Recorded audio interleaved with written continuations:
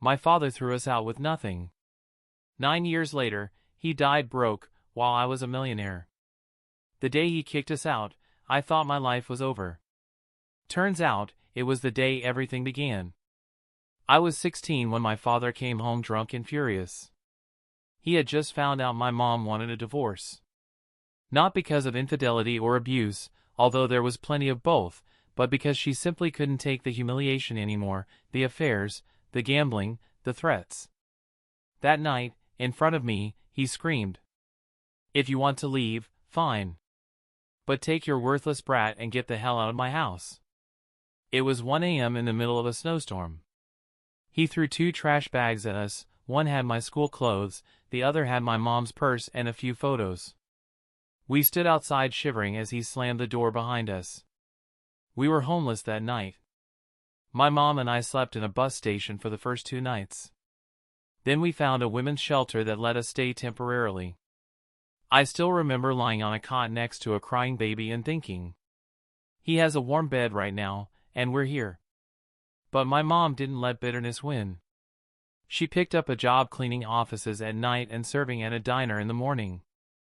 I enrolled in a public high school, where I studied during the day and worked at a gas station at night. I never forgot what he said when we left. "You'll be back crawling one day."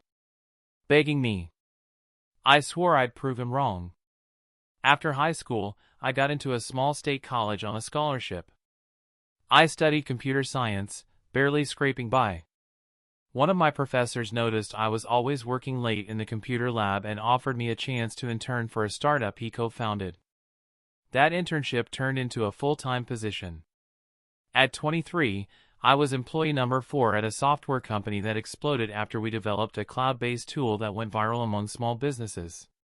By 25, I was leading a product team. By 26, the company was acquired for $110 million. And thanks to stock options, I walked away with $2.3 million. The life I built without him. I bought my mom a house, not a mansion, but a cozy 3-bedroom in a quiet neighborhood with a backyard garden she'd always dreamed of. She cried when she saw it. I opened a nonprofit coding bootcamp for teens from low-income families. I never talked about where I came from, but it was my silent middle finger to my past. I never once called my father. Never checked on him. As far as I was concerned, he was dead to us. Then, out of nowhere, 9 years after he kicked us out, I got a call from a strange number. It was a hospice nurse. "Are you the son of Robert Jennings?" I hesitated. "Yes. He passed away this morning. We found your number in a Bible in his nightstand. You were listed as next of kin.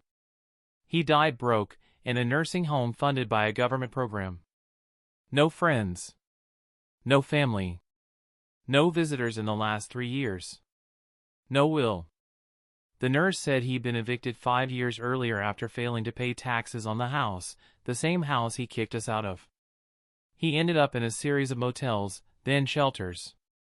"He talked about you a lot," she said. "Said he hoped you were doing better than he did." I didn't attend the funeral, but I agreed to collect the small box of his belongings. Inside, I found a crumpled photo of my mom and me from when I was 8, a watch I gave him as a kid from a dollar store, and a letter. Unsent. "I don't deserve your forgiveness. I wanted you to suffer, because I couldn't accept I was the failure.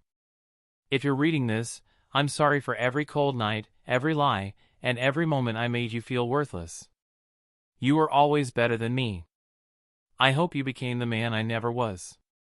Dad."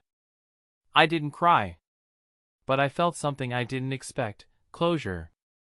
6 months later, I get an email from an old real estate lawyer. Turns out, my father had bought a tiny plot of land in the middle of nowhere decades ago. A forgotten deed. Now, a tech company was building a data center nearby. They offered me $1.2 million for it. I took the deal and used that money to build a second boot camp, this one in the exact city where my father grew up poor and angry. Full circle.